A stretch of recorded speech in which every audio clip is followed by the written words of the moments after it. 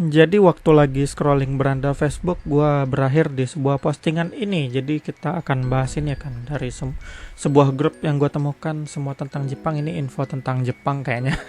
Jadi kita coba lihat sedikit atau simak sedikit. Akhirnya orang Jepang sadar bunuh diri itu tidak baik.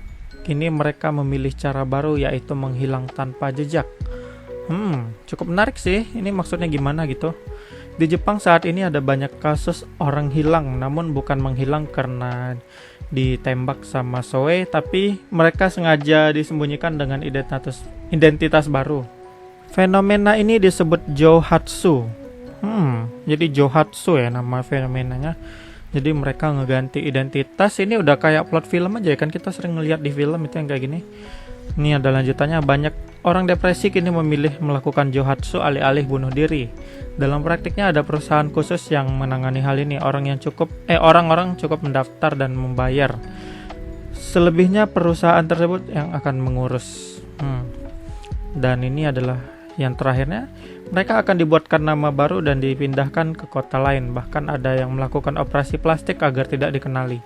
Mereka benar-benar meninggalkan masa lalunya, pekerjaan, studi, atau keluarga untuk memulai hidup yang baru. Gue jadi keingat sebuah anime ya kan, dimana itu ada side karakternya yang ngeganti identitas dan memang ngeganti wajahnya gitu jadi orang lain. Jadi memang mungkin film atau anime itu sendiri mengambil referensi dari peristiwa Johatsu ini ya. Jadi memang terjadi di dunia nyata, maksudnya hal seperti itu ya. Mungkin kita memang udah pernah dengar juga ya kan, ganti identitas.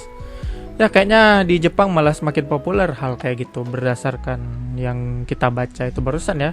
Kalau soal benar atau enggaknya atau gimana ya sama-sama gak tahu, soalnya itu cuma artikel random yang gue temukan dari Facebook. Tapi kalau memang misal beneran ya cukup menarik juga sih. Tapi memang bisa disalahgunakan juga sih, apalagi kalau misalnya yang melakukannya itu misalnya penjahat ya kan, dia ngebunuh orang gitu terus supaya nggak ditangkap dia ngeganti identitasnya kan. Tapi ya kalau dipikir lagi itu bukan solusi yang F2P BTW ya, itu lebih ke solusi pay to win gitu. Soalnya kan kalau operasi plastik itu butuh banyak biaya gitu.